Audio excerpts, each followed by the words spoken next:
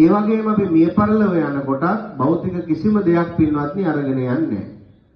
අර්ථාග්‍රහේ නිවර්තන්තේ ක්‍රමසානේ මිත්‍ර බන්ධවා සුක්‍රතං දුෂ්කෘතං කයිව ගච්ඡanti මනුගච්ඡතු. මිය පරලොව යනකොට අපි අරගෙන යන්නේ සුක්‍රතං දුෂ්කෘතං කයිව කළා වූ හොඳ නරක දෙක විතරයි. ඔච්චරයි අරගෙන යන්නේ. ජීවත් වෙලා ඉන්නකොට දැන් භෞතිකව ඔබ කොච්චර දේවල් රැස් කරනවද? මේ ලෝකයට අපි ඉපදෙනකොට අපේ හදවත හරියට පිරිසිදු සුදු රෙදි කඩක් වගේ. කිසිම කෙලෙසක් නැහැ.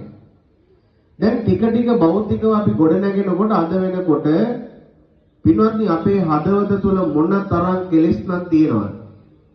ජීවිතේ රැක ගන්න, ගොඩ නගා ගන්න, පරිස්සම් කර ගන්න ගොඩාක් දේවල් වෙනුවෙන් අපි වෙහෙසෙනවා, මහන්සි වෙනවා.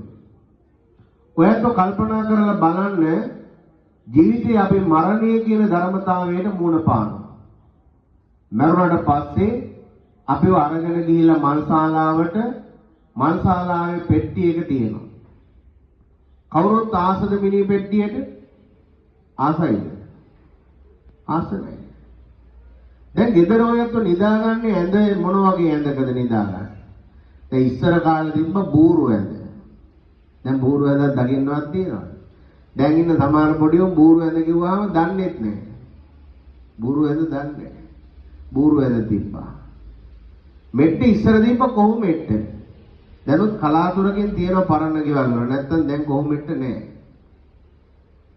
දැන් තියෙනවා මෙට්ට එක එක જાතිය ස්ප්‍රින්ග් මෙට්ට කියලා තියෙනවනේ දැන් නේද? ඒකෙත් එක එක ලේයර්ස් වලට අනුව මෙට්ටේ පහසුකම් තියෙනවා.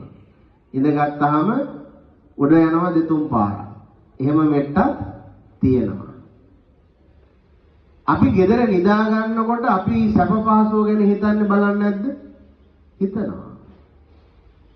ඔයත් දන්නවද මරුණාට පස්සේ අපි මිනි පෙට්ටියේ ගිහිල්ලා තිබ්බහම තියෙනකොට ওই පෙට්ටිය යට මොනවද තියෙන්නේ කියලා?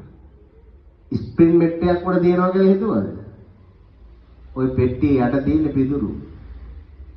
පිදුරු දාලා තමයි පෙට්ටිය යට හදලා තියෙන්නේ. ඒකුඩට තමයි ලස්සනට ඔය රෙද්දක් ගහලා තියෙන, දිලිසෙන රෙද්දක් ගහලා තියෙනවා පේන්නේ. මරුණාට පස්සේ මොකක් උඩද තියන්නේ එතකොට? පිදුරු ගොඩක් උඩ තියන්නේ.